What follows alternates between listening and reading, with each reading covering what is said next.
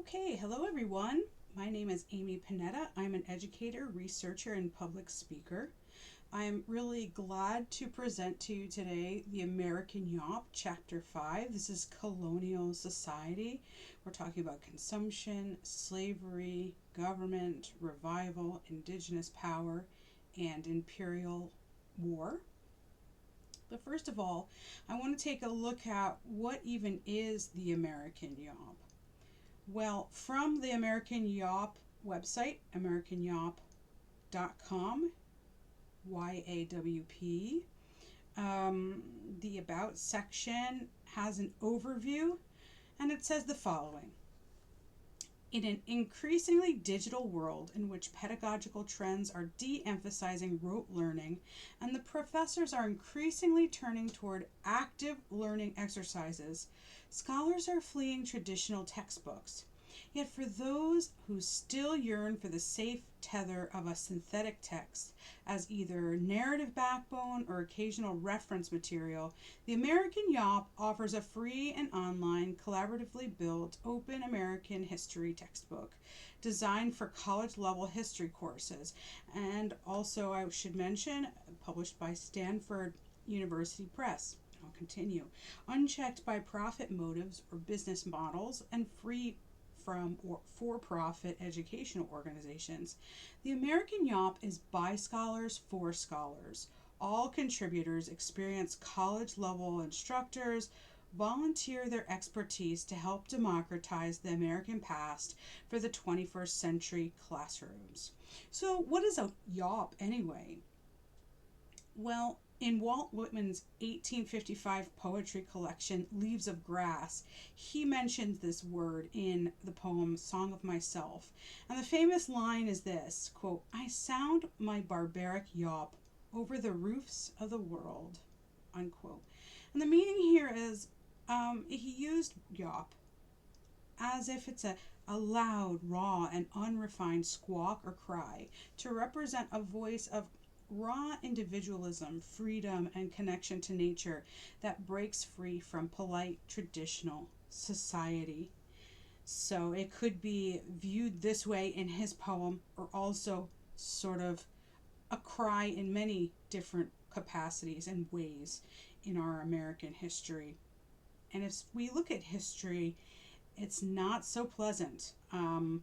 Yes, we're crying out in resistance sometimes. We're crying out as a means of help, that kind of thing. So it's interesting to consider that way. So we're taking a look today at colonial society. And on the right here we have figure 5.1. This is Charles Willson Peale and the Peale family, 1771 to 1773. This is from the collection of the New York Historical Society. And so it's very interesting piece here. So we're going to look at the introduction. Colonial life produced a culture both British and American. We're addressing Atlantic ties that bound the colonies closely to Britain, migration that made the population increasingly diverse. Communities followed distinct laws, customs, and identities, and new cultural patterns differentiated colonial America.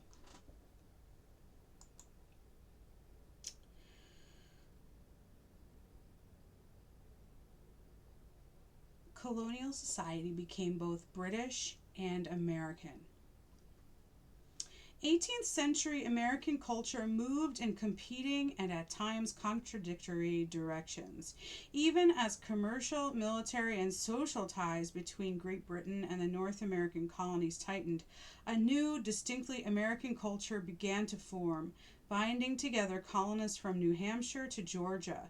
Meanwhile, immigrants from other European nations alongside indigenous Americans and enslaved Africans created an increasingly diverse colonial population. All these different identities, women, men, and fluid people of all backgrounds, whether indigenous American, European, and African, led distinct lives within different communities and sovereignties. While life in the 13 colonies was shaped in part by European practices and participation in the larger Atlantic world, emerging cultural patterns increasingly transformed colonial North America into a society distinct from that of Great Britain. So, number two, consumption and trade in the British Atlantic. Consumer goods bound the colonies to an Atlantic economy. We're following widening access to imported consumer goods. We're seeing credit, paper money, and barter sustain colonial trade. Trace Caribbean sugar and slavery through mainland markets. And we're connecting consumption, cities, and resistance to imperial taxes.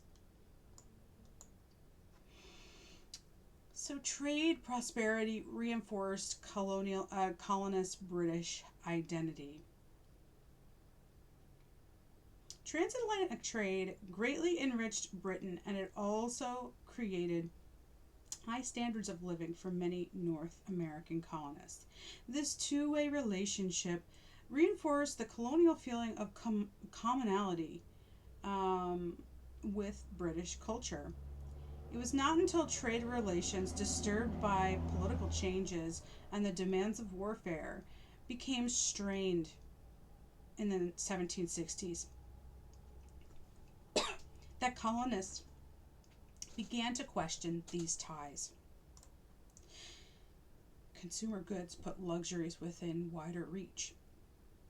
So during the 17th and 18th centuries, developments in manufacturing, transportation, and the availability of credit increased the opportunity for colonists to purchase consumer goods.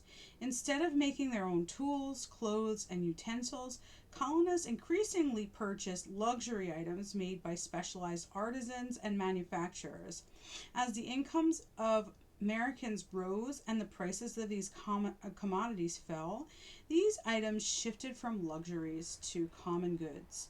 The average person's ability to spend money on consumer goods became a sign of their respectability. Historians have referred to this process as the Consumer Revolution. So that is interesting.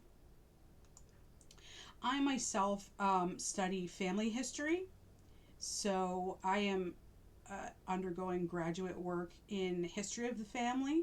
So discussing the themes of respectability in the family is an important topic, and one in which that I've been writing quite a bit about lately.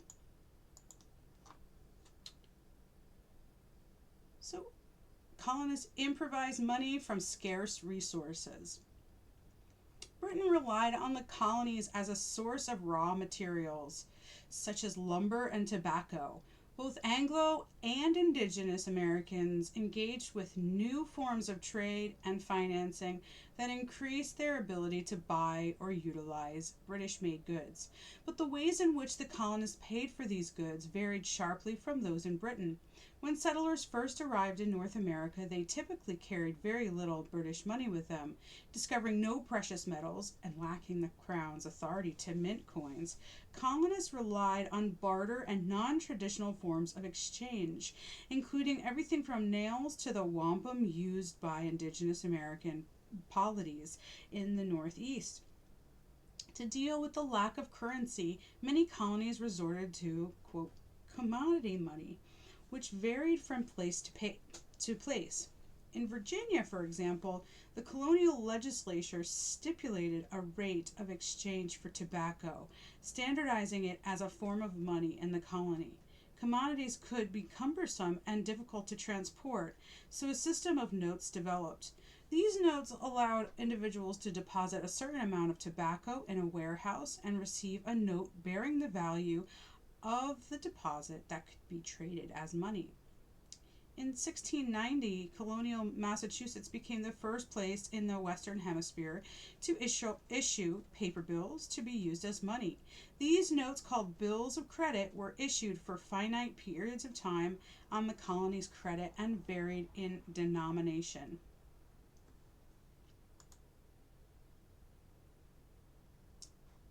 We just went over this one.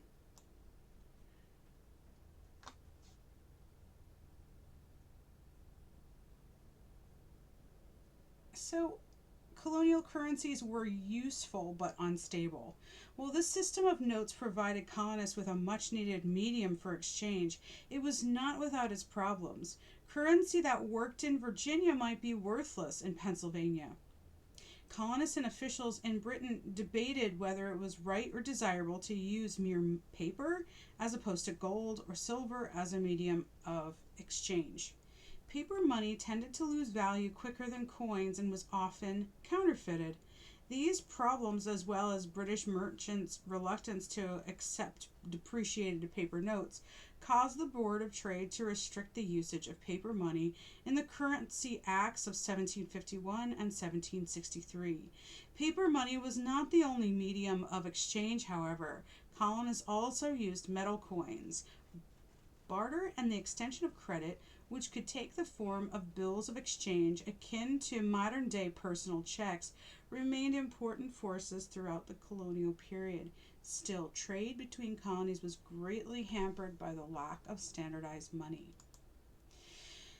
And now we have here on the right, figure 5.2, a painting of the Harlow family based on Samuel Richardson's Clarissa. This is artist Joseph Highmore. This is 1745 to 1747 from Wikimedia. So, picturing these particular families, these are more sort of well-to-do, middle class or middling, the middling sort, as they often say, or middling. They're referred to in that way in texts and such like that. And there may be more elite statuses as well. So credit allowed colonists to purchase social status. It's very, very interesting to think about. And I'm glad that they're covering this particular aspect of life in the colonies at this time. So, businesses on both sides of the Atlantic had advertised both their goods and promises of obtaining credit. The consistent availability of credit allowed families of modest means to buy consumer items previously available only to elites. Cheap consumption allowed middle-class Americans to match many of the trends in clothing, food, and household decor that traditionally marked the wealthiest aristocrat classes. Anglo-Americans, often seen by their London peers as provincial or less cultivated, could present themselves as lords and ladies of their own communities by purchasing and displaying British-made goods. Visiting the home of a successful businessman in Boston, John Adams described, quote, "The furniture, which alone cost £1,000 sterling.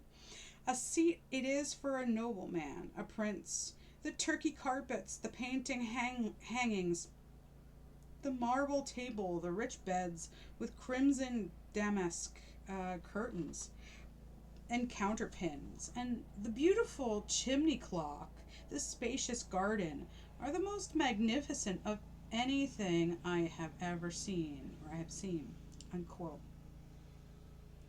But many worried about the consequences of rising consumerism. A writer for the Boston Evening Post remarked on this new practice of purchasing status, quote, "For it is well known how credit is a mighty inducement with many people to purchase this and the other thing, which they may well enough do without," unquote. Colonial Americans became more likely to find themselves in debt, whether to their local shopkeeper or a prominent London merchant, creating new feelings of dependence. And we can see evidence of this when you have particular correspondence that still exists. So perhaps certain people might be writing to other people asking for help in absolving their debts and things like that. So people might have found themselves a little hard on their luck and they're reaching out to their relatives. And who knows, the people who are, I wouldn't know how, I'd have to look at this a little closer with this particular situation, but were the colonists like writing home and asking for money? It's quite possible in certain instances. Although if they weren't using British money, that's another question. So we'd have to look at that a little bit further. Consumer credit also produced dependence and debt. Of course, the 13 continental colonies were not the only British colonies in the Western Hemisphere. Um, so I believe I'm just a little off with the slides here. So uh, it's definitely interesting to think about here. Um, yeah. Caribbean plantations tied mainland trade to slavery. So, of course, the 13 continental colonies were not the only British colonies in the Western Hemisphere. In fact, they were considerably less important to the Crown than the sugar producing islands of the Caribbean, including Jamaica, Barbados, the Leeward Islands, Grenada, St. Vincent, and Dominica. These British colonies were also inextricably connected to the continental colonies. Caribbean plantations dedicated nearly all of their land to the wildly profitable crop of sugarcane. So, North American colonies sold surplus food and raw materials to these wealthy island colonies. Lumber was in high demand, especially in Barbados, where planters nearly deforested the island to make room for sugar plantations. Again, as I said last time, we're doing a lot for the British dependence and addiction to sugar at this point in time. So, to compensate for a lack of lumber, Barbadian colonists ordered house frames for New England. These prefabricated frames were sent via ships from which planters transported them to their plantations. Caribbean colonists also relied on the continental colonies for livestock, purchasing cattle and horses. The most lucrative exchange of all was the slave trade, with disastrous consequences. Sugar and mahogany reshaped Atlantic consumption. So if we look on the right here, figure 5.3, the Milliard grinding sugar cane in a windmill. In 1823, this is image of 10 views of Antigua to show the sugar making process and enslaved laborers. This is from Wikimedia.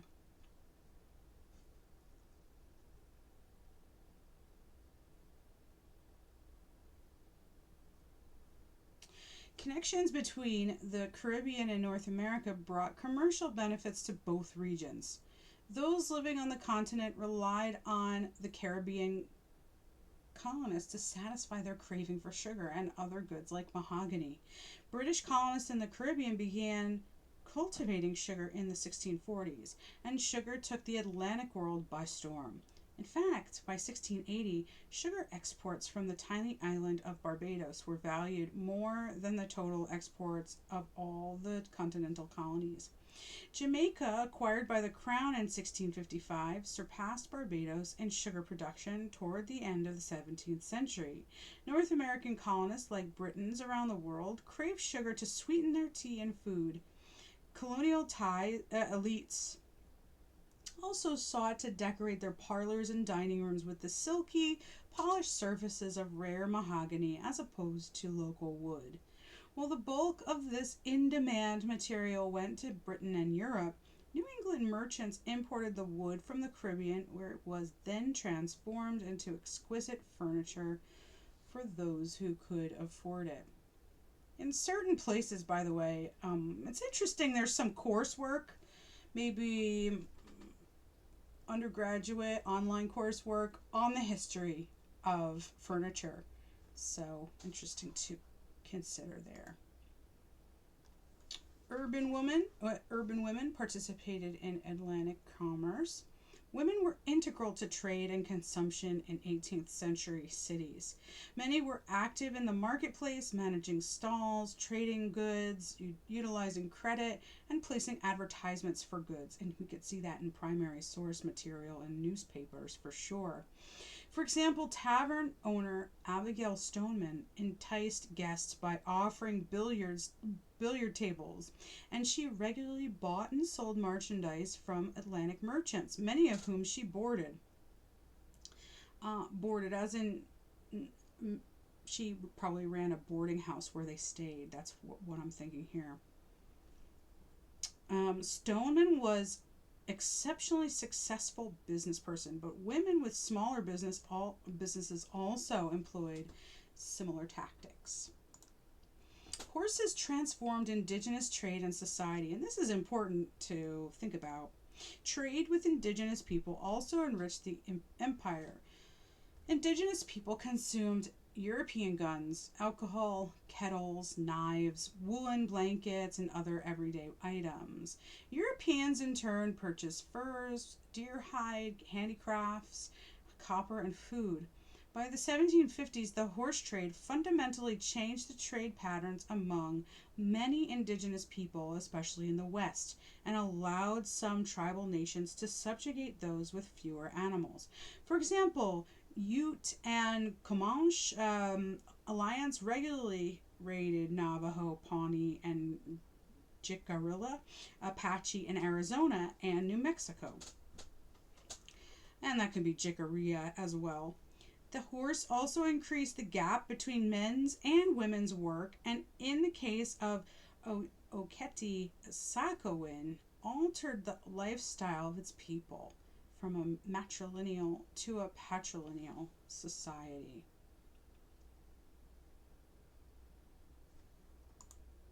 Smuggling weakened Britain's navigation acts. These systems of trade all existed with the purpose of enriching Great Britain. To ensure that profits ended up in Britain, Parliament imposed taxes on trade under the Navigation Acts. These taxes intertwined consumption with politics. Prior to 1763, Britain found that enforcing the regulatory laws they passed was difficult and often cost them more than duty revenue they would bring in. As a result, colonists found it relatively easy to violate the law and trade with foreign nations, pirates, or smugglers. Customs officials were bribed easily, and it was not uncommon to see Dutch, French, or West Indies ships laden with prohibited goods in American ports. When smugglers were caught, their American peers often acquitted them. British officials estimated that nearly 700,000 pounds worth of illicit goods were brought into the American colonies annually. Pirates also helped to perpetuate the illegal trading activities by providing a buffer between merchants and foreign ships. Homespun made consumption a political act. Beginning with the Sugar Act in 1764 and continuing with the Stamp Act and Townshend Acts, Parliament levied taxes on sugar, paper, lead, glass, and tea, all products that contributed to colonists' sense of gentility. In response, colonists organized non-importation agreements and reverted to domestic products. Homespun cloth became a political statement by women such as the Daughters of Liberty as they boycotted British-made goods. A writer in the Essex Gazette in 1769 proclaimed, I presume there is never a time when, or a place where, the spinning wheel could more influence the affairs of men than at present. Consumer culture accelerated urban growth. And we see this lovely blue painting on the right. We have Figure 5.4, a southeast view of the city of Boston in North America by J. Carwitham, circa 1731 to 1736. This is held at Yale Center for British Art and also on Wikipedia. The consumer revolution fueled the growth of colonial cities. Cities in colonial America were crossroads for the movement of people and goods, and 1 in 20 colonists lived in cities by 1775.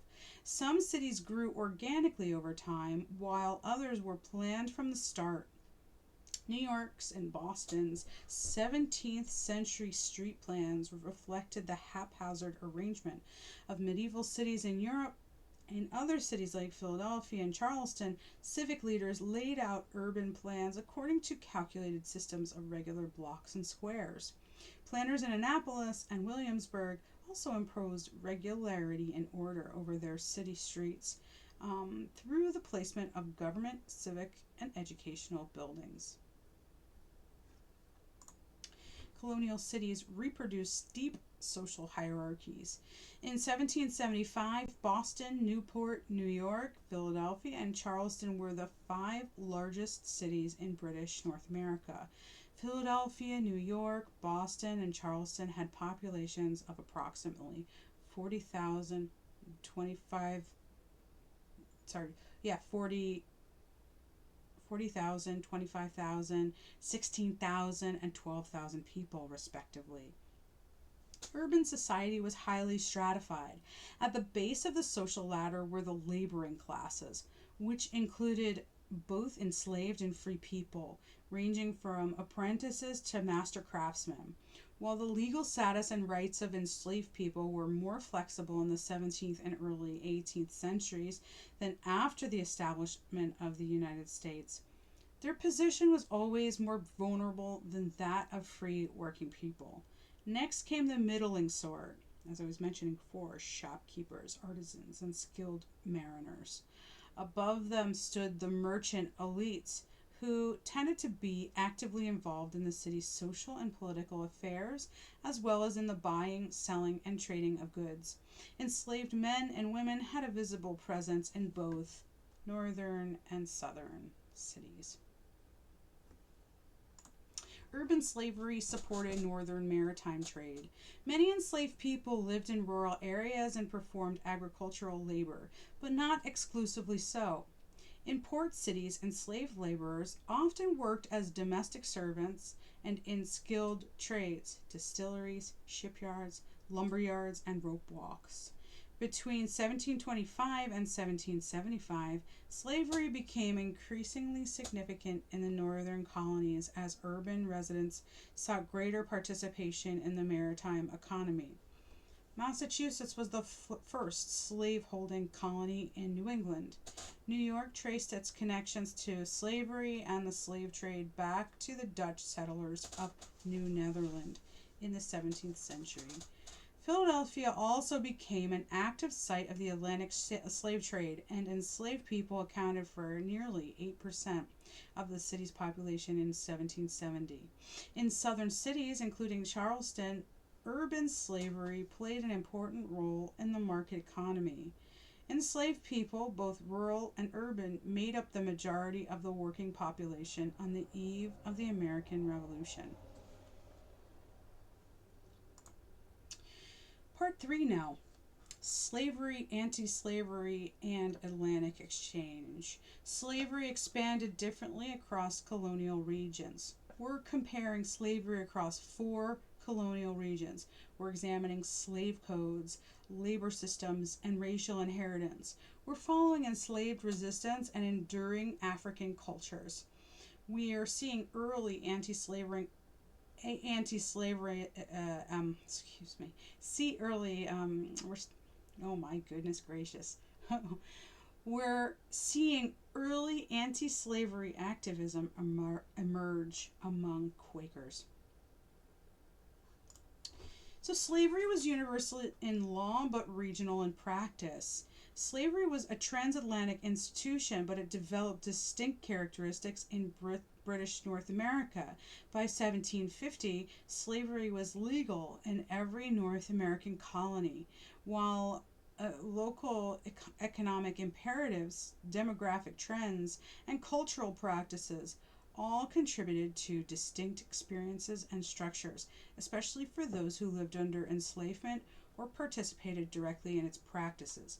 Now, not to change the subject, but it's interesting to note that in 1750, in the music world, in the European music world, that's known now by historians, musicologists, etc., as the start of the classical period. So Wolfgang Amadeus Mozart was born in 1756, for instance. Just to give you an idea of what's going on in the world at the same time, to be able to place things. And it may be annoying for people to kind of memorize dates, but it is really cool to be able to have sort of a mental timeline in your head so that you're able to make connections between certain things that happen in North America versus Europe versus Africa versus China, etc., Asia. So gives you an idea there. So on the right here, first of all, our heading says tobacco elites amassed land and enslaved labor. In figure 5.5, cartouche on Fry Jefferson map 1751.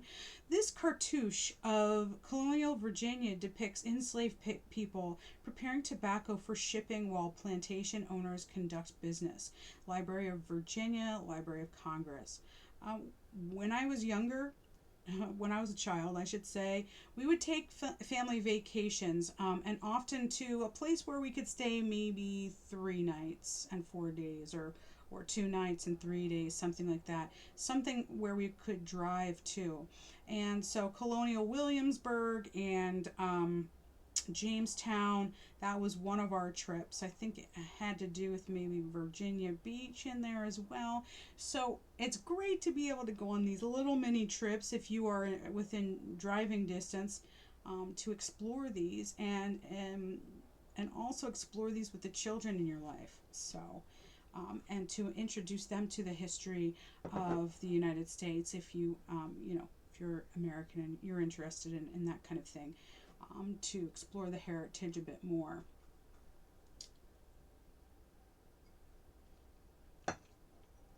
So Virginia, the oldest of the English mainland colonies, imported its first enslaved laborers in 1619.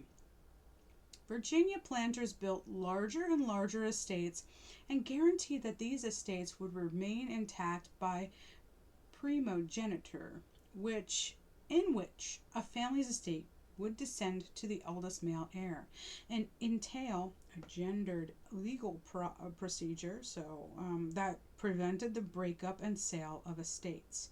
So we're talking about primogeniture here, or geniture there. This distribution of property, which kept wealth and property consolidated, guaranteed that the great planters would dominate social and economic life in the Chesapeake. This system also fostered an economy dominated by tobacco.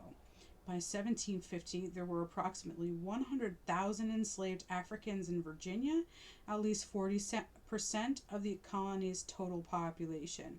Most of these enslaved people worked on large estates under the gang system of labor, working from dawn till dusk in groups with close supervision by white overseer or enslaved driver, who would use physical force to compel labor.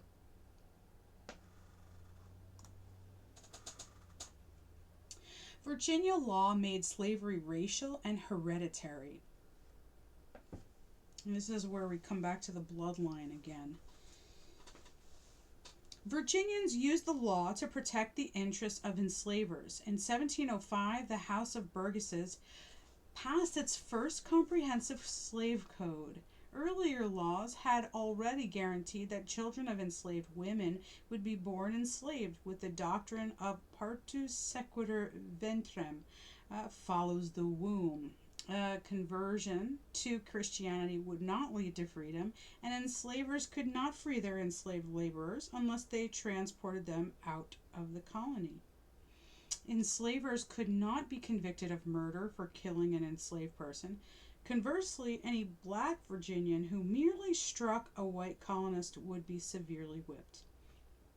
Virginia planters used the law to maximize the profitability of their enslaved laborers and invasively regulate every aspect of their daily lives.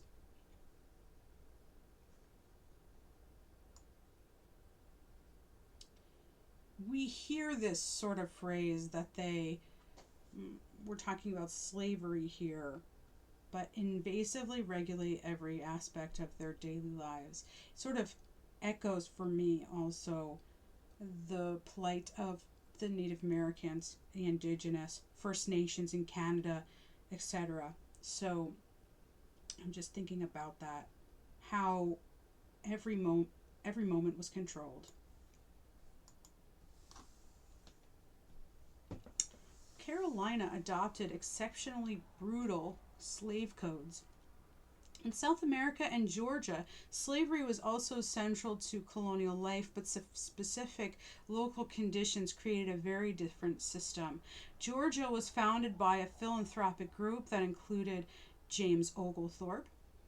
The trustees originally banned slavery from the colony, but in 1750, slavery was legal throughout the region. South Carolina had been a slave colony from its founding, and by 1750 was the only mainland colony with a majority enslaved African population. The fundamental constitutions of Carolina, co-authored by the philosopher John Locke in 1669, explicitly legalized slavery from the very beginning. Many early settlers in Carolina were enslavers from British Caribbean sugar islands, and they brought their brutal slave codes with them. Defiant enslaved people could be legally beaten, branded, mutilated, and even castrated. In 1740, a new law stated that killing a rebellious enslaved person was not a crime, and even the murder of an enslaved person was treated as a minor misdemeanor. South Carolina also banned the freeing of enslaved laborers unless the freed person left the colony. West African expertise made Carolina rice profitable. Despite these brutal regimes, there were several factors that enabled enslaved people in South Carolina to claim more independence in their daily lives than in other parts of colonial North America. Rice, the staple crop underpinning the early Carolina economy, was widely cultivated in West Africa, and planters commonly requested that merchants sell them enslaved laborers skilled in the complex process of rice cultivation. Enslaved people from Senegambia were particularly prized.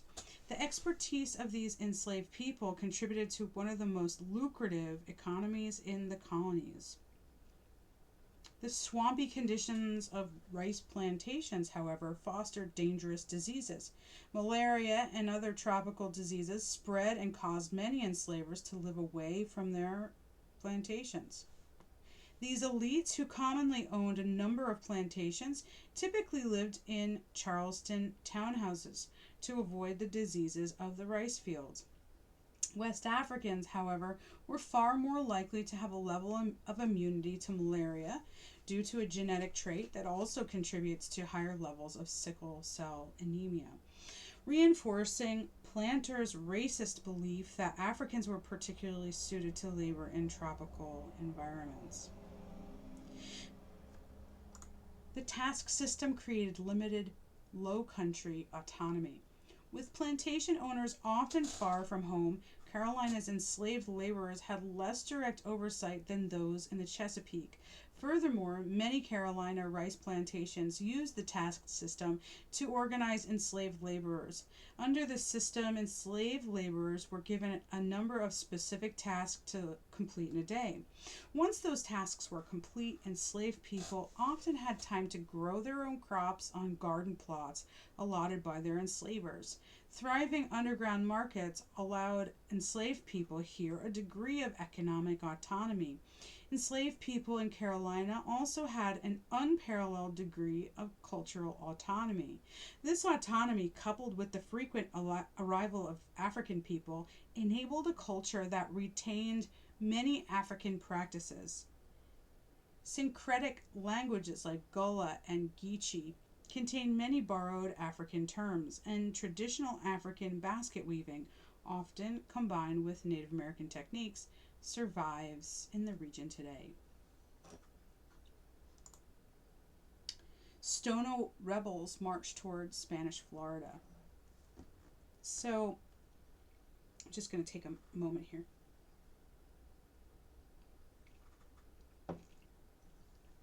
So this unique low country culture contributed to the Stono Rebellion in 1739. On a Sunday morning while planters attended church, a group of about 80 enslaved people set out for Spanish Florida under a banner that read, "Liberty," burning plantations and killing at least 20 white settlers as they marched. They were headed for Fort Mose, a free black settlement on the Georgia-Florida border. Emboldened by the Spanish Empire's offer of freedom to anyone enslaved by the English, the local militia defeated the rebels in battle, captured and executed many of the enslaved people, and sold others to the sugar plantations of the West Indies. Though the rebellion was ultimately unsuccessful, it was a violent reminder that enslaved people would fight for freedom. Mid-Atlantic slavery served farms and ports. Slavery was also an important institution in the Mid-Atlantic colonies. While New York, New Jersey, and Pennsylvania never developed plantation economies, enslaved laborers were often employed on larger farms growing cereal grains. Enslaved Africans worked alongside European tenant farmers on New York's Hudson Valley patroon ships, huge tracts of land granted to a few early Dutch families. As previously mentioned, enslaved people were integral to the daily life of Philadelphia, New York City, and other ports, where they worked in the maritime trades and domestic service. New York City's economy was so resilient on slavery that over 40% of its population was enslaved by 1700, while 15 to 20% of Pennsylvania's colonial population was enslaved by 1750. New York answered rebellion with mass terror. On the right here, we have figure 5.6. This 1758 painting depicts Rhode Island ship captains frolicking in Suriname tavern while being served by enslaved people. John G. Greenwood, sea captains carousing in Suriname. That's from Wikipedia. In New York, in particular, the high density of enslaved people and a particularly diverse European population increased the threat of rebellion because of unique opportunities for connection. A 1712 slave rebellion in New York City resulted in the deaths of 9 white colonists. In retribution, 21 enslaved people were executed and 6 others died by suicide before they could be burned alive. In 1741, authorities uncovered another planned rebellion by enslaved Africans and poor black and white men. The panicked response only stopped after 32 black men, both enslaved and free, were executed along 5 poor white men. Another 70 were deported, likely to the sugar cane fields of the West Indies. Quakers became early opponents of slavery. Increasingly disturbed by the growth of enslavement in the region, Quakers were the first group to turn against slavery. Quaker beliefs in radical nonviolence and the fundamental equality of all human souls made slavery hard to justify. Most commentators argued that slavery originated in war, where captives were enslaved rather than executed. To pacifist Quakers, then, the very foundation of slavery was illegitimate. Furthermore, Quaker belief in the equality of souls challenged the racial bias of slavery. By 1758, Quakers in Pennsylvania disowned members who engaged in the slave trade. And by 1772, slave-owning Quakers could be expelled from their meetings. These local activities in Pennsylvania had broad implications, as the decision to ban slavery and slave trading was debated in Quaker meetings throughout the English-speaking world. The free black population in Philadelphia and other northern cities also continually advocated against slavery. So, New England profited from the slave economy. Slavery as a system of labor was more limited in Massachusetts, Connecticut, and New Hampshire, though it was present and legal throughout the region. The absence of cash crops like tobacco or rice minimized the economic use of slavery. In Massachusetts, only about 2% of the population was enslaved, as late as the 1760s. The few enslaved people in the colony were concentrated in Boston, along with a sizable free black community that made up about 10% of the city's population. While slavery itself never really took root in New England, the slave trade was a central element of this region's economy. Every major port in the region participated to some extent in the transatlantic trade. Newport, Rhode Island alone had at least 150 ships active in the trade by 1740. And New England also provided foodstuffs and manufactured goods to West Indian plantations. Part 4. Pursuing political and religious freedoms. Politics, print, family, and faith widened public life. We're comparing provincial, proprietary, and charter governments. We're tracing assemblies, civil duty, and political equality. We're examining marriage, coverture, print, and censorship. We're following the Great Awakening's challenge to authority. White men gained broader political power. As consumption, trade, and their reliance on enslavement drew the colonies closer to Great Britain, civics and government gradually split them further apart. Democracy in Europe more closely resembled oligarchies rather than republics, with only elite members of society eligible to serve in elected positions. Most European states did not hold regular elections, with Britain and the Dutch Republic being two exceptions. However, even in these countries, only a tiny portion of males could vote. In the North American colonies, by contrast, white male suffrage was more widespread. In addition to having greater popular involvement, the colonial government also had more power in a variety of areas. Assemblies and legislatures regulated businesses, imposed new taxes, occasionally cared for the poor in their communities, built roads and bridges, and made most decisions concerning education.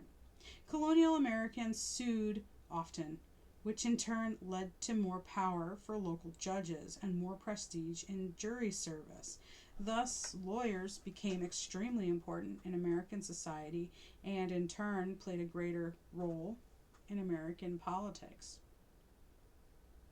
And, Americans have sort of a stereotype that we sue each other a lot. That's sort of a stereotype for Americans as opposed to other places or nationalities like Canadian, for instance, and others. Colonial politics revolved around factions, not parties. American society was less tightly controlled than European society. This led to the rise of various interest groups, each at odds with the other. These various interest groups arose based on commonalities in various areas. Some commonalities arose over class-based distinctions, while others were due to ethnic or religious ties. One of the major differences between modern politics and colonial political culture was the lack of distinct continuous political parties. The most common disagreement in political or colonial politics was between the elected assemblies and the royal governor. Generally, the various colonial legislatures were divided into factions who either supported or opposed the current governor's political ideology. On the right here, we have figure 5.7, Nicholas Skull. Quote, to the mayor, recorder, alderman, common council, and freemen of Philadelphia, this plan of the improved part of the city surveyed and laid down by the late Nicholas Skull, unquote. That's Philadelphia, 1762, available from the Library of Congress.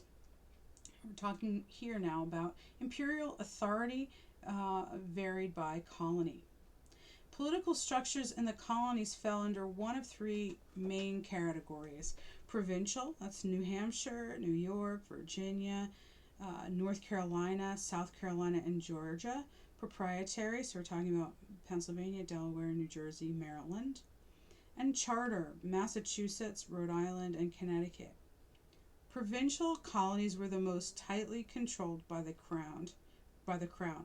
The British king appointed all provincial governors who could veto any decision made by their colonies' legislative assemblies.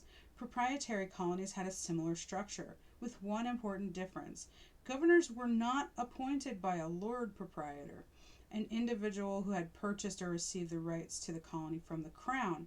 Proprietary colonies, therefore, often had more freedoms and liberties than other North American colonies. Charter colonies had the most complex system of government. They were formed by political corporations or interest groups that drew a charter clearly delineating powers between the executive, legislative, and judiciary branches of government. Rather than having appointed governors, charter colonies elected their own from among property owning men in the colony.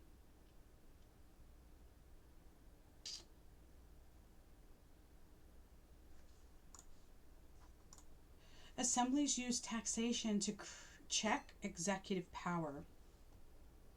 After the colonial government was separated into two main divisions, the council and the assembly. The council was essentially the governor's cabinet, often composed of prominent individuals within the colony, such as the head of the militia or the attorney general. The governor appointed these men, although the appointments were often subject to approval from Parliament. The assembly was composed of elected property-owning men whose official goal was to ensure that colonial law conformed to English law.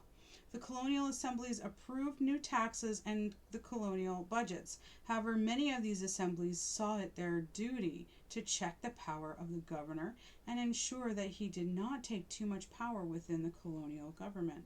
Unlike Parliament, most of the men who were elected to the assembly came from local districts, with their constituency able to hold their elected officials accountable to promises made. Civic duty rested on consent and a social contract.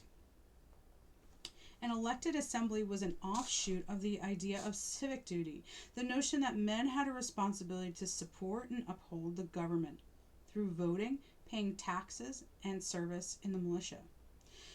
Americans firmly accepted the idea of a social contract, and at this time, even before the United States became the United States, those in the colonies were referred to as Americans. Americans firmly accepted the idea of a social contract, the idea that government was put in place by the people. Philosophers such as Thomas Hobbes and John Locke pioneered this idea, and there is evidence to suggest that these writers influenced the colonists. While in practice, elites controlled colonial politics, in theory, many colonists believed in the notion of equality before the law and opposed special treatment for any members of colonial society. Political equality excluded much of colonial society. Whether African Americans, Indigenous Americans, and women of all backgrounds would be included in this notion of equality before the law was far less clear. Women's roles in the family became particularly complicated, as many historians view this period as a significant time of transition. Anglo-American families during the colonial period differed from their European counterparts. Widely available land and plentiful natural resources allowed for greater fertility and thus encouraged more people to marry earlier in life. Yet while young marriages and large families were common throughout the colonial period, family sizes started to shrink by the end of the 1700s as Anglo-American wives asserted more control over their own bodies. So we can see in different periods, in different places, that, when people would marry, what age they were at, can tell us something. And how many children they had can tell us something. Certain aspects of life and certain issues that people faced were sometimes reflected in family size and marital age. Companionate marriage joy in love, and economics. New ideas governing romantic love helped change the nature of husband wife relationships, deriving from sentimentalism, a contemporary literary movement, and the increasing popularity of novels, especially among women. Many Anglo Americans began to view marriage as an emotionally fulfilling relationship rather than a strictly economic partnership. And you start to see this perhaps with more access to capital, more access to money, when there's more stability. They could be turning then toward um, this sentimentalism, referring to one another as beloved of my soul or my more than friend. Newspaper editor John Fenno and his wife Mary Curtis Fenno illustrate what some historians refer to as the companionate ideal. While away from his wife, John felt a vacuum in my existence, a sentiment returned by Mary's doting heart. Indeed, after independence, wives began to not only provide emotional sustenance to their husbands, but also inculcate the principles of Republican citizenship as Republican wives.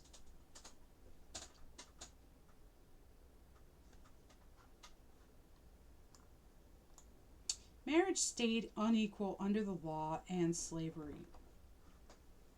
Marriage opened up new emotional and practical realms for some, but remained oppressive for others. For the millions of Americans bound in chattel slavery, marriage remained an informal arrangement rather than a codified legal relationship. For white Anglo American women, the legal practice of coverture meant that women lost all their political and economic rights to their husbands after marriage. Divorce rates rose throughout the 1790s, as did less formal cases of abandonment. Newspapers published advertisements by deserted men and women denouncing their partners. Known as elopement notices, they cataloged the misbehaviors of deviant spouses, such as wives' indecent manner, a way of implying sexual impropriety. As violence and inequity continued in many American marriages, wives, in return, highlighted their husbands' drunken fits and violent rages. One woman chillingly noted that her partner, quote, presented his gun at my wrist and swore he would kill me, unquote. So it's interesting these relationships in the New World here in America at this time. Around these 1790s, a little bit before, a little bit after, we have a wave of Presbyterians coming through, so especially in New Jersey, Pennsylvania, perhaps Maryland. Um, the Presbyterians, a certain sect that they were, had these particular courts. So if you happen to engage in relations outside of the marriage, you may be called into the church court, and they would try the case, and they were against adultery, and things like that. Sometimes there would be spousal abandonment kind of cases. So a lot of these notes and minutes from these court trials are actually in archives these days. And if you were found to be, an adulterer, you could be denied membership in that church. You could be denied communion, for instance.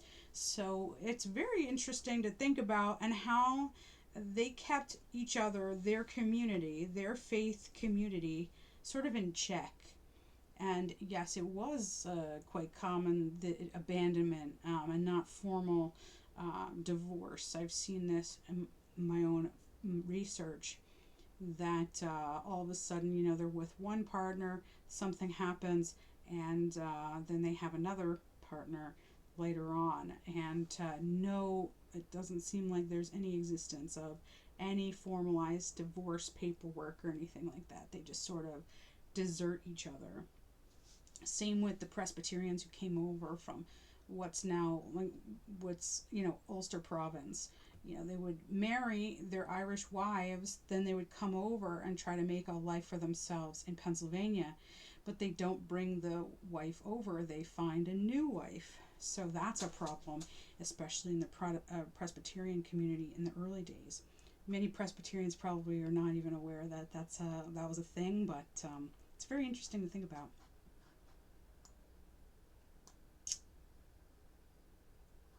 Okay, print culture created a contested public conversation.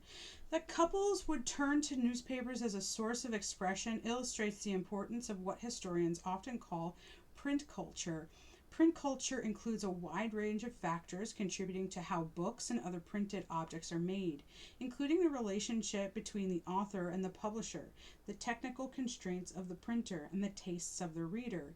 In colonial America, regional differences in daily life impacted the way colonists made and used printed matter. However, all colonies dealt with threats of censorship and control from imperial supervision. In particular, content about imperial versus colonial government policy often stirred considerable controversy. Southern authorities feared rebellious print. From the establishment of Virginia in 1607, printing was either regarded as an unnecessary luxury, given such harsh living conditions, or actively discouraged. The governor of Virginia, Sir William Berkeley, summed up the attitude of the ruling class in 1671, quote, "I thank God that there are no free schools nor printing, for learning has brought disobedience and heresy, and printing has divulged them," unquote. Ironically, the circulation of handwritten tracts contributed to Berkeley's undoing. The popularity of Nathaniel Bacon's uprising was in part due to widely circulated tracts questioning Berkeley's competence. Berkeley's harsh repression of Bacon's rebellion was equally well documented. It was only after Berkeley's death in 1677 that the idea of printing in the southern colonies was revived. William Nuthead, experienced English printer, set up shop in 1682, although the next governor of the colony, Thomas Culpeper, forbade Nuthead from completing a single project. It was not until William Parks set up his printing shop in Annapolis in 1726 that the Chesapeake had a stable local trade in printing and books. Annapolis now being the current capital of Maryland. Puritan reading expanded New England print. So here we have a nice example of some print culture here. Just a second, I'm missing the figure in the text. Not a problem. Pennsylvania 3-pence bills printed by Franklin and Hall. This is 1764 from Wikimedia. So print culture was very different in New England. Puritans had a long-standing respect for print, stemming from their belief that everyone should regularly read the Bible. Unfortunately, New England's authors were content to publish in London, making the foundations of Stephen Day's first print shop in 1639 very shaky. Typically, printers made their money from printing sheets, not books to be bound. The case was similar in Massachusetts, where the first printed work of A Freeman's Oath, broadside. The first book was not issued until 1640, the Bay Psalm book, of which 11 known copies survive. So we're starting to get into music here. Psalm book, or religious text, for instance, broadside. If we talk about broadside ballads, for instance, they were songs that were printed on one sheet, and they would tell about current events of the day. And so they were kind of clever songs that they would write about the current events in the actual song lyrics. So interesting to think about. Day's contemporaries recognized the significance of his printing, and he was awarded 140 acres of land. The next large project, the first Bible to be printed in America, was undertaken by Samuel Green and Marmaduke Johnson, and published in 1660. That same year, the Eliot Bible, named for its translator John Eliot, was printed in the Natick dialect of Algonquin, or Algonquian nations as part of an effort to convert native people to Christianity. And so you can see there's an agenda with this kind of printed material. There's always a reason why somebody is printing something. Philadelphia displaced London as the printing capital.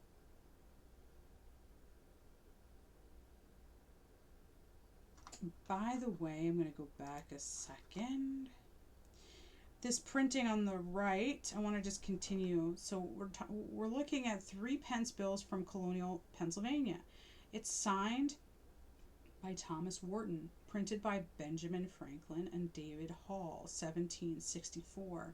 The front features ornate borders, a coat of arms, and text stating its valid currency for 3 pence within Pennsylvania, according to King George III's Act. The signature of Wharton appears at the bottom. The reverse shows 3 pence and printer information. Philadelphia displaced Boston as the printing capital.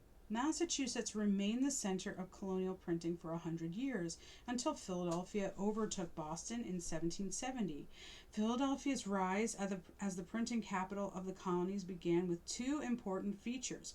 First, the arrival of Benjamin Franklin, a scholar and businessman, in 1723, and the second, waves of German immigrants who created a demand for German language press, and that's especially in Pennsylvania and in New York, perhaps partially in New Jersey as well. From the mid-1730s, Christopher Sauer and later his son met the demand for German language newspapers and religious texts. Nevertheless, Franklin was singular in his influence, transforming the book trade in addition to creating public learning initiatives such as the Library Company and the Academy of Philadelphia. His autobiography offers one of the most detailed glimpses of life in the 18th century print shop. Franklin's Philadelphia enjoyed a flurry of newspapers, pamphlets, and books for sale. The flurry would only grow in 1776 when the Philadelphia printer Robert Bell issued hundreds of thousands of copies of Thomas Paine's revolutionary Common Sense. So 2 things I'm thinking about here. With Benjamin Franklin, he's really especially interested in education. He was self-taught, so he tried to teach himself as much as he could about a lot of various different subjects, and he turned into a kind of a Renaissance man where he was good at a number of different things. I'm also looking at Thomas Paine's revolutionary Common Sense, which I'm sure we'll get back to later on. But that particular Thomas Paine's Common Sense actually also was shipped overseas, and the Irish got a hold of it, and that actually inspired a lot of rebellions and things in 1798, 1803, those particular years, and also not to mention the fact that French, New France, they got a hold of it. So it's this reaction against the British government that's happening in America, but not a lot of people realize it's happening all over the place. It's happening in Ireland, it's happening in New France, or Quebec. So anyway, we'll get back to that, but it's kind of an interesting thing to think about. The print culture, so it illustrates print culture and how important and revolutionary and impactful it was to people. The Great Awakening answered fears of declining faith. Debates on religious expression continued throughout the 18th century. In 1711, a group of New England ministers published a collection of sermons titled Early Piety. The most famous minister, Increase Mather, wrote the preface. In it, he asked the question, quote, "What did our forefathers come into this wilderness for?" unquote. His answer was simple: to test their faith against the challenges of America and win. The grandchildren of the first settlers had been born into the comfort of well-established colonies and worried that their faith had suffered. The sense of inferiority sent colonists looking for a reinvigorated religious experience. The result came to be known as the Great Awakening, a series of religious revivals that had a leveling effect on colonists and led to a shared understanding of Protestantism. George Whitefield preached, quote, Father Abraham, whom have you in heaven? Any Episcopalians? No. Any Presbyterians? No. Any Independents or Methodists? No, no, no. Whom have you there? We don't know those names here. All who are here are Christians. Unquote. The Great Awakening was diverse rather than unified. Only with hindsight does the Great Awakening look like a unified movement. The first revivals began unexpectedly in the Congregational churches of New England in the 1730s, and then spread through the 1740s and 1750s to Presbyterians, Baptists, and Methodists in the rest of the 13 colonies. Different places at different times experienced revivals of different intensities, yet in all of these communities, colonists discussed the same need to strip their lives of worldly concerns and return to a more pious lifestyle. The form it took was something of a contradiction. Preachers became key figures in encouraging individuals to find a personal relationship with God. The first signs of religious revival appeared in Jonathan Edwards' congregation in Northampton, Massachusetts. Edwards was a theologian who shared the faith of the early Puritan settlers. In particular, he believed in the idea of predestination, in which God had long ago decided who was damned and who was saved. However, Edwards worried that his congregation had stopped searching their souls and were merely doing good works to prove they were saved. With a missionary zeal, Edwards preached against worldly sins and called for his congregation to look inward for signs of God's saving grace. His most famous sermon was Sinners in the Hands of an Angry God. Suddenly, in the winter of 1734, these sermons sent his congregation into violent convulsions. The spasms first appeared among known sinners in the community. Over the next 6 months, the physical symptoms spread to half of the 600-person congregation. Edwards shared the work of his revival in a widely circulated pamphlet. Itinerant preachers turned revival into public spectacle. Over the next decade, itinerant preachers were more successful in spreading the spirit of revival around America. These preachers had the same spiritual goal as Edwards, but brought with them a new religious experience. They abandoned traditional sermons in favor of outside meetings where they could whip the congregation into an emotional frenzy to reveal evidence of saving grace. Many religious leaders were suspicious of the enthusiasm and message of these revivals, but colonists flocked to the spectacle. Benjamin Franklin, upon hearing George Whitefield, shared how the sermon moved him. He wrote, quote, I perceived he intended to finish with a collection, and I silently resolved he should get nothing from me. I had in my pocket a handful of copper money, 3 or 4 silver dollars, and 5 pistoles, which are Spanish coins, in gold. As he proceeded, I began to soften and concluded to give the coppers. Another stroke of his oratory made me ashamed of that, and determined to give the silver, and he finished so admirably that I emptied my pocket wholly into the collector's dish, gold and all, unquote. Whitefield preached an emotional rebirth. So, first of all, it's not, I could understand now that this Great Awakening kind of hit the colonies here. They kind of needed their own very special spiritual experience to sort of, I don't know if it would be accurate to say unify people or get people excited and a morale boost of some sort.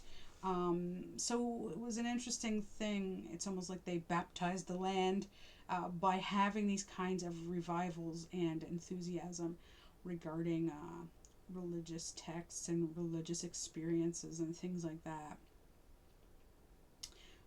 They might have been in a lot of different states, having come from England, and having a lot of their own deeply, emotional and spiritual needs. Anyhow, so we have figure 5.9. George Whitefield is shown supported by two women, hypocrisy and deceit. The image also includes other visual indications of the engraver's disapproval of Whitefield, including a monkey and jester's staff in the right hand corner. So this is C. Corbett, publisher. A publisher of Enthusiasm Displayed, or the Moorfields Congregation. That's in 1739, held by the Library of Congress. Okay. George Whitefield was the most famous of the itinerant preachers.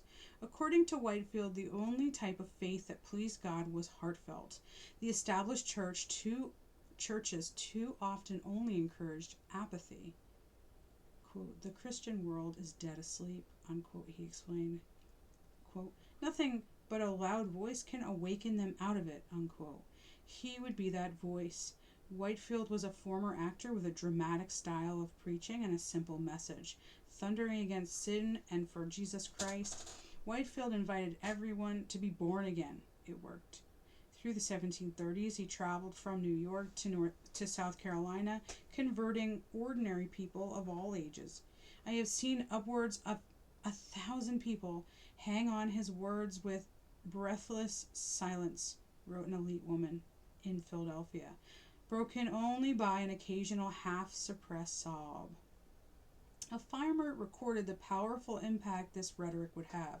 Quote, "And my hearing him preach gave me heart wound. By God's blessing, my old foundation was broken up, and I saw that my righteousness would not save me," unquote. The number of people trying to hear Whitefield's message was so large that he preached in the meadows at the edges of cities. Contemporaries regularly testified to crowds of thousands, and in one case over 20,000 in Philadelphia. Whitefield and the other itinerant preachers had achieved what Edwards could not, making the revivals popular. Whitefield's crowds showed revivalism's power. Ultimately, the religious revivals became a victim of the preacher's success. Let me just check something really quick here. Yeah, I'm going to go to this one, sorry. As itinerant preachers became more experimental, they alienated as many people as they converted. In 1742, one preacher from Connecticut, James Davenport, persuaded his congregation that he had special knowledge from God.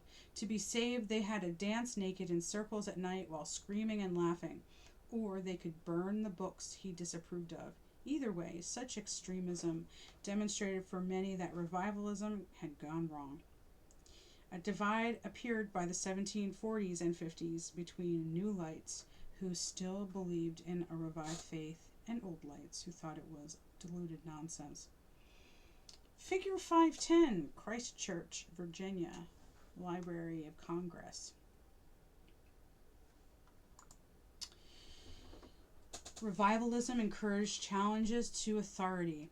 By the 1760s, the religious revivals had petered out. However, they left a profound impact on America. Leaders like Edwards and Whitefield encouraged individuals to question the world around them. This idea reformed religion in America and created a language of individualism that promised to change everything else. If you challenge the church, what other authority figures might you question? The Great Awakening provided a language of individualism, reinforced in print culture, which reappeared in the call for independence, while pre-revolutionary America had profoundly oligarchical qualities. The groundwork was laid for a more republican society. However, society did not transform easily overnight.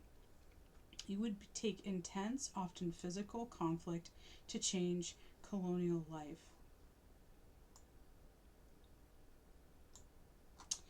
Part 5, Indigenous Nations Respond. Indigenous nations retained power through diplomacy. Here we're going to track Haudenosaunee alliances and the Covenant chain. We're following French, British, Spanish, and Russian competition. We see Native nations, direct trade, warfare, and negotiation. We're recognizing that most land remained under Indigenous control. Good to remember there. Indigenous nations retained continental power. Europeans continued to populate the American South by the Spanish and East by the British and French, forcing indigenous people into northern and westward migration. Despite the population growth in the colonies, indigenous nations still held most of the power in North America. Native American migration, coupled with European conflicts, brought new opportunities for conflict and diplomacy between indigenous nations and their European neighbors. Tuscarora joined the Haudenosaunee League. After the Tuscarora and Yamasee Wars in the early 1710s, the Tuscarora relocated to New York, joining the Haudenosaunee, or the Iroquois League. Again, Iroquois is a French word, so it's not what the Haudenosaunee would call themselves. The League consisted of 6 Iroquois nations: the Mohawks, Onondaga, Oneida, Cayuga, Seneca, and the last to join the Tuscarora, forming one of the world's oldest participatory democracies. They called themselves Haudenosaunee, meaning people building the longhouse, but were often referred to as the Iroquois, an Algonquian derogatory word meaning real snakes. They were also sometimes referred to as the League of 5, later 6 nations. You're going to see, hopefully, in this text that this kind of democracy could have very well influenced and inspired some of the ways that American government was formed. So keep your ears peeled here and eyes peeled. The Covenant chain balanced rival claims. Figure 511, this 1764 English copy of the deerskin Catawba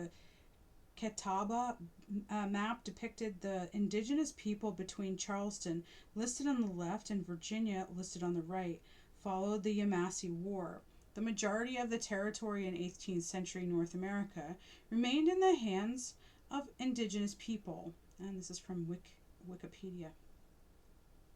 The Haudenosaunee remained enemies with the French in the north and eventually entered into the Covenant Chain Agreement in 1744 with the northern British colonies. The chain recognized trade agreements, established British sovereignty over the areas settled by the colonies, while also recognizing Haudenosaunee dominion over indigenous peoples between the Hudson and the Mississippi rivers. Later, when the Mohawks announced that they intended to end the agreement, British colonists acted quickly to secure alliances. In 1754, colonial delegates and 150 League delegates traveled to Albany to discuss a plan of alliance that was proposed by Benjamin Franklin, who admired their political system. Well, here we go. Very important to understand that this Haudenosaunee spanned from the colony area, but also into Canada. So we're talking Canada was also controlled or had the British influence there too. The thing is that the Haudenosaunee linked up with the British because the British were offering them more protection if they formed an alliance with them. The British were more powerful than the French at the time, and so linking together gave them more freedom, perhaps, and more protection. But you have to see whether or not the British followed through on their word. And you'll probably see that later on come through. Native resistance constrained French Louisiana. In the Great Lakes region, French traders established trade routes among the Anishinaabe and Illinois before traveling south on the Mississippi River. They continued creating strong military relations with other native nations and established New Orleans in 1718 using purchased enslaved laborers. However, the French plantation colony in Louisiana was outnumbered by the Natchez. Livestock trade disputes, the exploitation of indigenous forced labor, and diplomatic disagreements between other small nations led the Natchez to expel the French in 1729. This conflict, called the Natchez War, ended when the French and their Choctaw allies finally defeated the Natchez. Despite the victory, the French scaled back their colonial plans after decades of the plantation's unprofitability and continued costly warfare with the Chickasaws and other small nations that continued after the Natchez War. Native communities formed protective networks. To the south and west of the Haudenosaunee Territory, remember in New York area, above in Ontario into Quebec, smaller groups of multi-ethnic indigenous people established networks and alliances that protected their people and helped them to survive. These groups often settled on the fringe of multinational Anglo towns to take advantage of economic opportunities. Russian expansion renewed Spanish settlement. On the west coast in Alaska, Russian traders established contact with Aleut and Tlingit communities while establishing global trade routes. Their interest along the west coast, coupled with French expansion in the south, sparked Spanish reinvigoration in their northern settlements. Southwestern nations limited Spain's territorial control.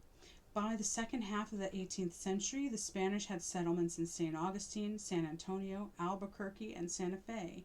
They used a combination of coercion, gifts, and trade to establish and strengthen relationships with indigenous tribes, solidifying their hold over their northern claims despite a small settler population. Outside these enclaves, however, control was in the hands of the indigenous people. Friar Juan Agustin Morphy noted in 1778, quote, "Though we still call ourselves Texas's masters, we do not exercise dominion over a foot of land beyond San Antonio," unquote. This was true of the Southwest generally, where a diversity of groups, including the Apache, Kiowa, Caddo, Karankawa, and Comanche, imposed their own rules on negotiations, gift-giving, and trade. As early as the 1720s, the Comanche regularly raided settlements and ranches, limiting Spanish expansion. 7 Years' War. This is part 6. A North American war became a global imperial struggle. We're going to trace conflict from the Ohio Valley across the world. We're going to see indigenous alliances shape early French victories. We're following Britain's 1759 offenses and imperial expansion. We're connecting wartime Protestant identity to colonial unity. Of the 87 years between the Glorious Revolution, 1688, and the American War for Independence, 1775, Britain was at war with France and French allied indigenous American nations for 37 of them in what is sometimes referred to as the First World or Global War. These were not encounters in which European soldiers exclusively fought other European soldiers. Anglo-American militiamen fought for the British against the French and their indigenous allies in all these engagements. Warfare took a physical and spiritual toll on British colonists. Anglo-American towns located on the border between New England and New France experienced intermittent raiding by French allied Native Americans. Raiding parties destroyed houses and burned crops, but they also took captives. They brought these captives to French Quebec, where they were ransomed back to their families in New England, and while others converted to Catholicism and remained in New France. In this sense, Catholicism threatened to capture Protestant lands and souls. The Jumonville Affair ignited war in North America. France and Britain feuded over the boundaries of their respective North American empires. The conflict turned bloody in 1754 when a force of British colonists and Native American allies, led by young George Washington, killed a French diplomat in what was called the Jumonville Affair. This incident led to a war which would be called the 7 Years' War, or for the portion fought in North America, the French and Indian War. So this is like a worldwide war. It's not just one place here. In North America, France and their allies achieved victory in the early portion of this war. They attacked and burned multiple British outposts, such as Fort William Henry in 1757. In addition, the French seemed to easily defeat British attacks such as General Braddock's attack on Fort Duquesne and General Abercrombie's attack on Fort Carillon, Ticonderoga in 1758. These victories were often the result of alliances with indigenous Americans.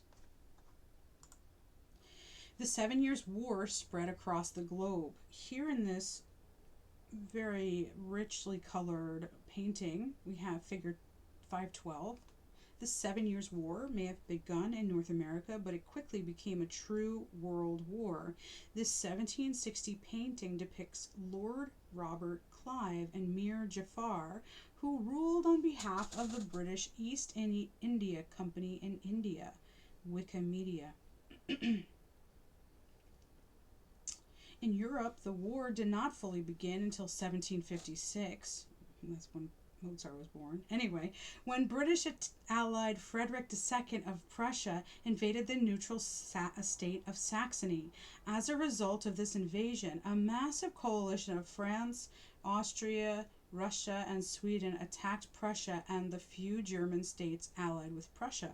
In the European or Continental War, the British monetarily supported the Prussians. However, as in North America, the early part of the Land War went against the British, whose German allies suffered defeat to the French at the Battle of Hassenbach in July 1757. Later, in December 1757, Frederick's army defeated the Austrians at the Battle of Leuthen.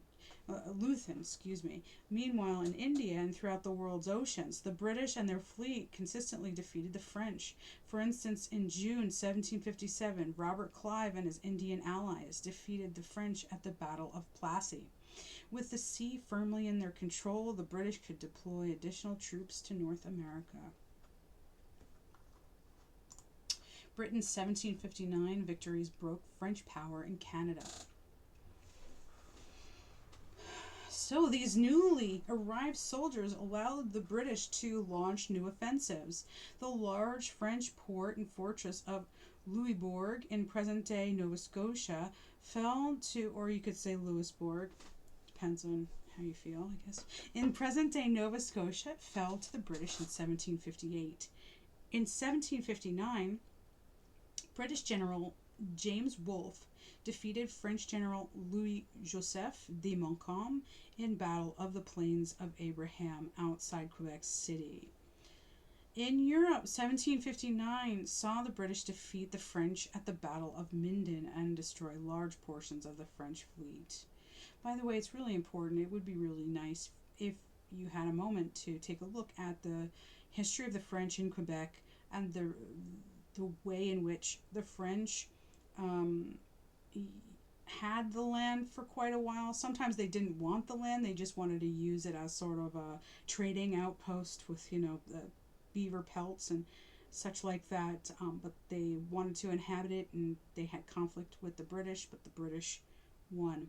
It's very interesting, I'll be honest with you. In Quebec, in the education system, they like to sort of skirt over that whole thing, that whole lead up to how the British overtook Quebec or Canada, really. So it's interesting. If you study history in Canada, you will hear about it. But if you study it from the Quebec side, you won't hear it. Certain things will be left out. And I don't know if Quebecers know certain things that were left out. And it's important. It's important to know. It's important for historians not to leave things out. Even if they are from Quebec, they shouldn't be leaving certain aspects out just because I don't know why. But what happened is what happened. You know what I mean? Okay, so the British referred to 1759 as the Annus Mirabilis, or the Year of Miracles. So Annus Mirabilis, or the Year of Miracles. These victories brought about the fall of French Canada, and the war in North America ended in 1760 with the British capture of Montreal. The British continued to fight against the Spanish, who entered the war in 1762. In this war, the Spanish successfully defeated Nicaragua against British attacks, but were unable to prevent the conquest of Cuba and the Philippines.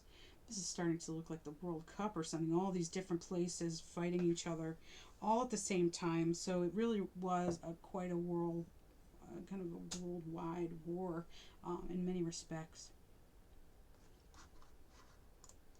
The 1763 peace created an empire difficult to govern. The 7 Years' War ended with the peace treaties of Paris and Obertburg in 1763, or Hubertusburg. And it just depends on how you want to pronounce that. Hubertusburg or Hubert. Anyway, in 1763, the British received much of Canada and North America from the French, while the Prussians retained the important province of Silesia. This gave the British a larger empire than they could easily control and contributed to tensions that they would lead to calls for independence. In particular, it exposed divisions within the newly expanded empire, including language, national affiliation, and religious views. When the British captured Quebec in 1760, a newspaper distributed in the colonies to celebrate the event boasted, quote, "The time will come when Pope and Friar shall both be roasted in the fire, when the proud anti-Christian whore will sink and never rise more," unquote. Well, that's something now, isn't it? If you look at, so speaking of these lands that now they were French, now they became British. Quebec obviously has French people, but also Vermont was part of this. And that if you go to Vermont, a lot of people have French last names. So it's very important to understand that history there. Anglo-American colonists rejoiced over the defeat of Catholic France and felt secure that the Catholics in Quebec could no longer threaten them. Of course, some Anglo-American colonies had been a haven for religious minorities since the 17th century. Catholic Maryland, for example, evidenced early religious pluralism, but practical toleration of Catholics existed alongside virulent anti-Catholicism or anti-popery in public and political arenas. It was a powerful and enduring rhetorical tool born out of warfare and competition between Britain and France. Just something that came to mind. There's this gentleman, Louis Papineau.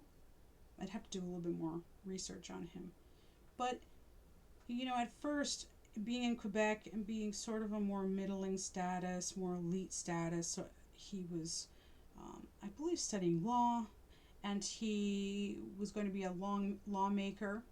And he looked toward Britain, actually, first. He was inspired by the British way of government and was hoping that for Quebec, for New France.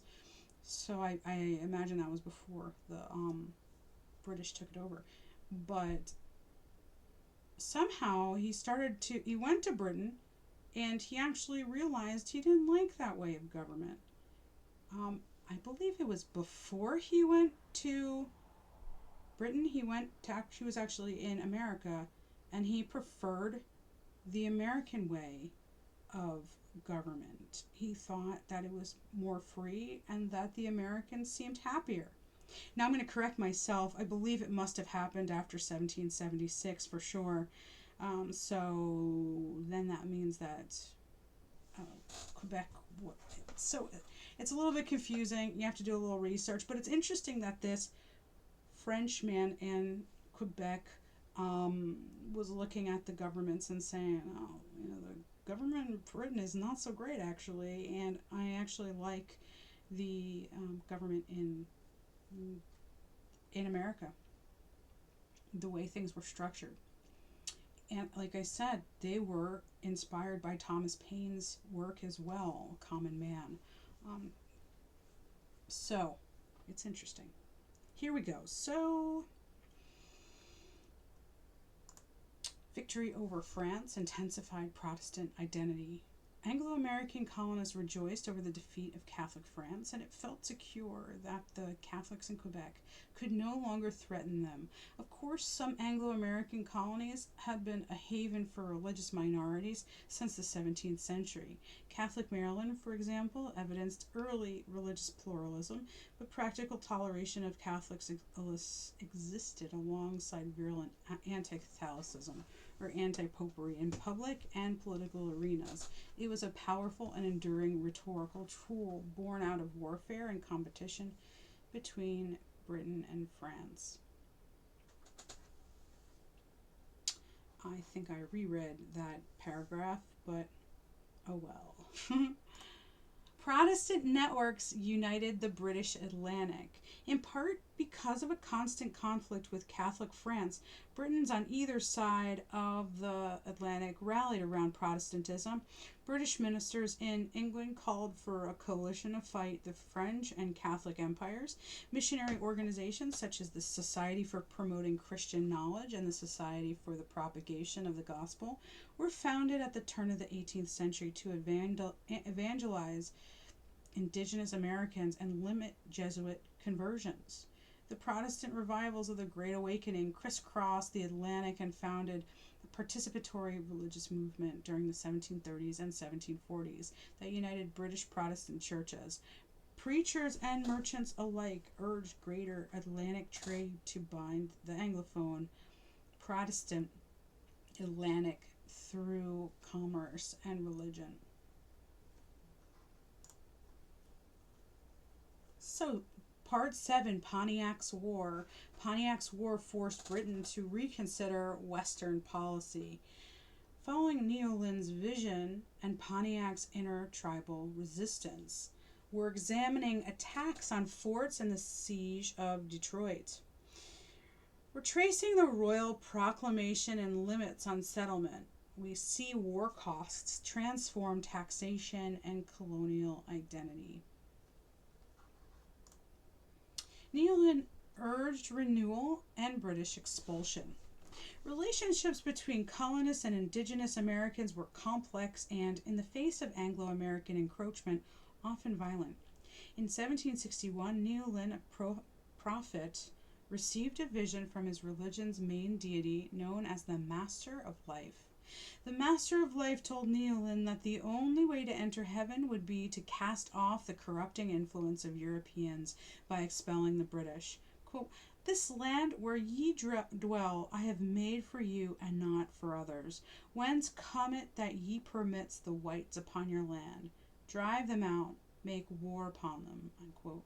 Neolin preached the avoidance of alcohol, a return to traditional rituals, and unity among indigenous people to his disciples, including Pontiac and Ottawa leader.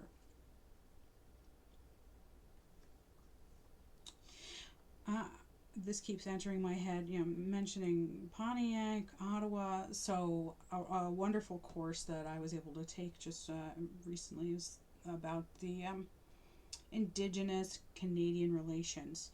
So we're talking about Indigenousness and Canadian history together, and that's where I was able to get a much more comprehensive view of the history of Canada, including New France as well. So then when I went to Quebec history and I saw things were left out, it was very interesting to think about. Anyway, Pontiac took Let me just take a look here. Okay. And we're on the second paragraph. Pontiac's allies captured forts through surprise. Pontiac took Neyland's words to heart and sparked the beginning of what would become known as Pontiac's War. At its height, the uprising included indigenous peoples from the territory between the Great Lakes, the Appalachians, and the Mississippi River. Though Pontiac did not command all those participating in the war, his actions were influential in its development. Pontiac and 300 warriors sought to take the British Fort Detroit by surprise. May 1763, but the plan was foiled, resulting in a 6-month siege. News of the siege quickly spread and inspired more attacks on British forts and settlers. In May, Pontiac and his allies captured forts Sandusky, St. Joseph, and Miami. In June, a coalition of Ottawas and Ojibways captured Fort I'm going to say this slowly here, Fort Michilimackinac, by staging a game of stickball or lacrosse. By the way, it's an indigenous sport outside the fort, and they're actually known for making, or originally the originators of the latex rubber ball. So anyway, they chased the ball into the fort, gathered arms that had been smuggled in by a group of indigenous American women, and killed almost half of the fort's British soldiers. British trade policies appeared to prepare for war.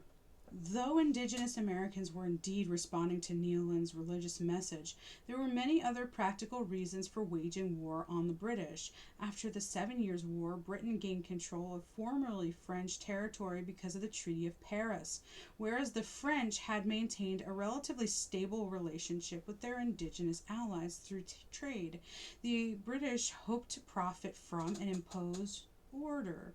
For example, while the French Empire engaged in many of the same extractive practices as the British, French diplomats most or more often engaged in the indigenous practice of diplomatic gift-giving.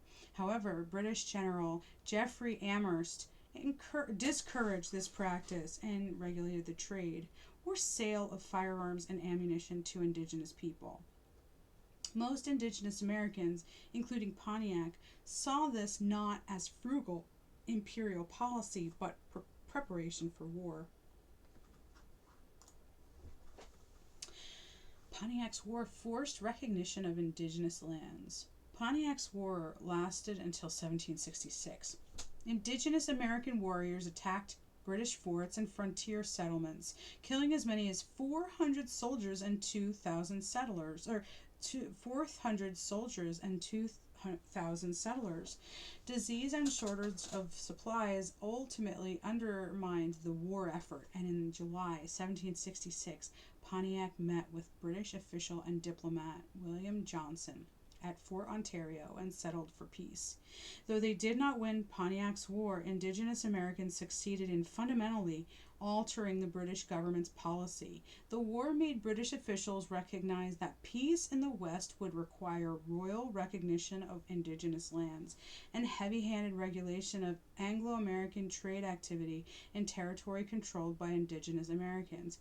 As a result, the British Crown issued the Royal Proclamation of 1763, which created the Proclamation Line, marking the Appalachian Mountains as the boundary between the British colonies and land held, controlled by indigenous Americans.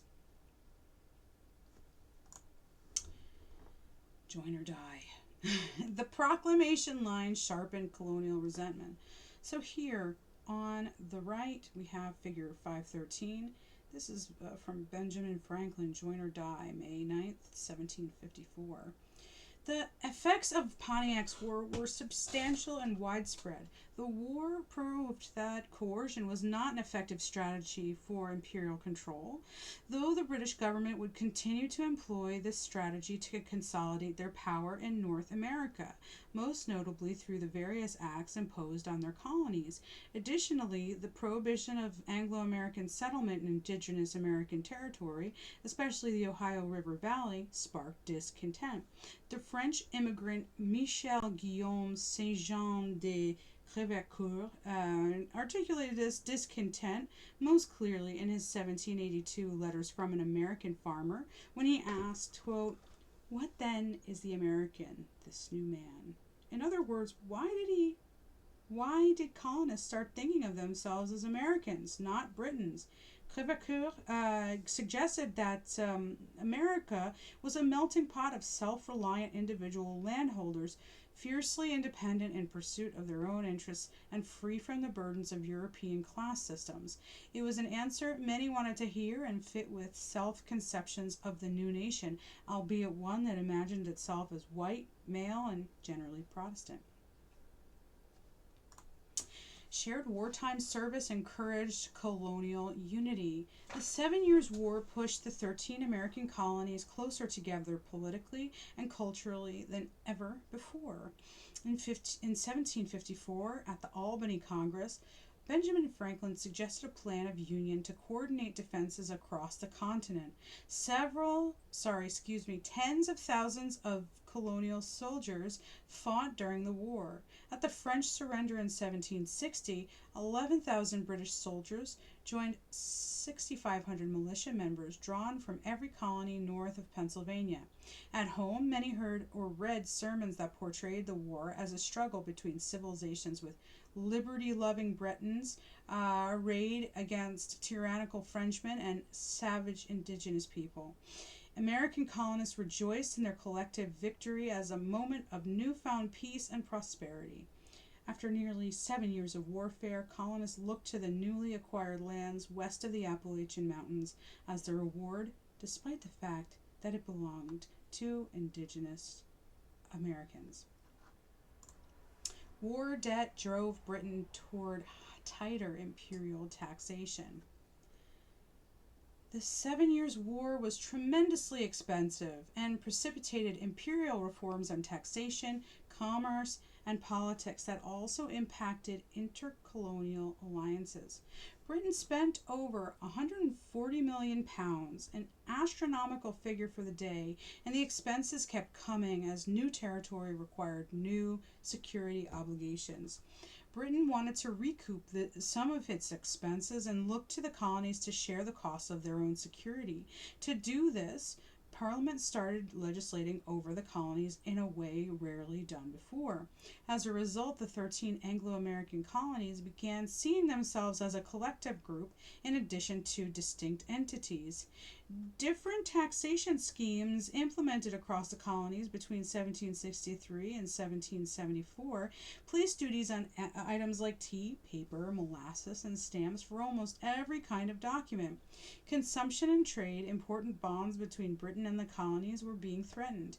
To enforce these unpopular measures, Britain implemented increasingly restrictive policies that eroded civil liberties, like protection from unlawful searches and jury trials.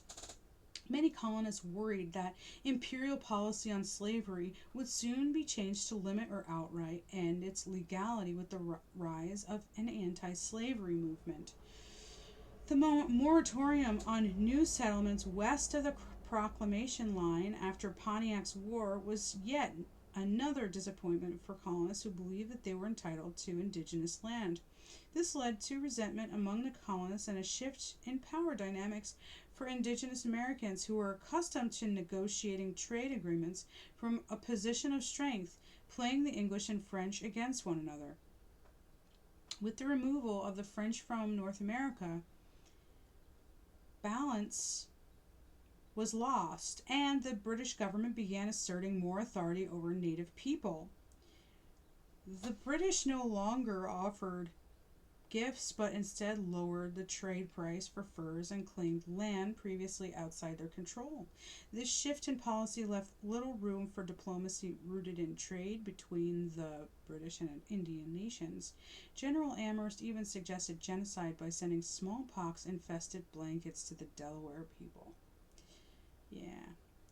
So when it says here the British no longer offered,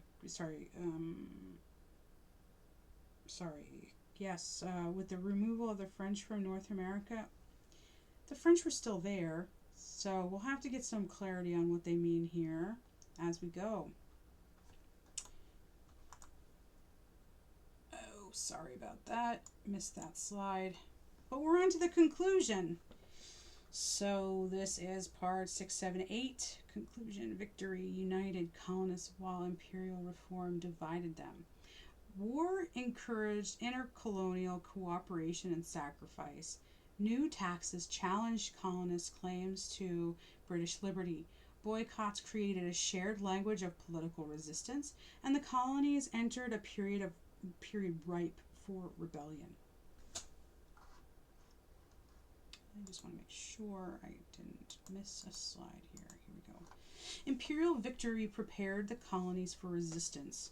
By 1763, Americans were increasingly united. In the wake of the 7 Years' War, they fought and they celebrated together. But as imperial policy changed in the aftermath, Anglo-Americans slowly began to recognize that they were not considered full British subjects. Instead, they were of a different commercial, political, and cultural status. Anglo-Americans across the colonies viewed imperial reforms as threats to British liberties they saw as their birthright. The Stamp Act Congress of 1765 brought colonial leaders together in an unprecedented show of cooperation against taxes imposed by Parliament, and popular boycotts of British goods created a common narrative of sacrifice, resistance, and shared political identity. These different ingredients created a mixture that was ripe for dissent and even rebellion. If you're interested in any of this information, you want to fact check anything or learn more, there's primary sources that are on AmericanYAWP.com. A little bit of attribution and reuse. This adaptation remains open. It's an open source from the American YAWP, Chapter 5, Colonial Society. This is a revised chapter version used for this 2026 video lecture. And, it's all with these licensed Creative Commons licenses here. And so we have, sourced those images as well. If you have any questions, feel free to send me a message or so. But thank you so much for joining me today, and I look forward to our next program. All the very best to you. Bye now.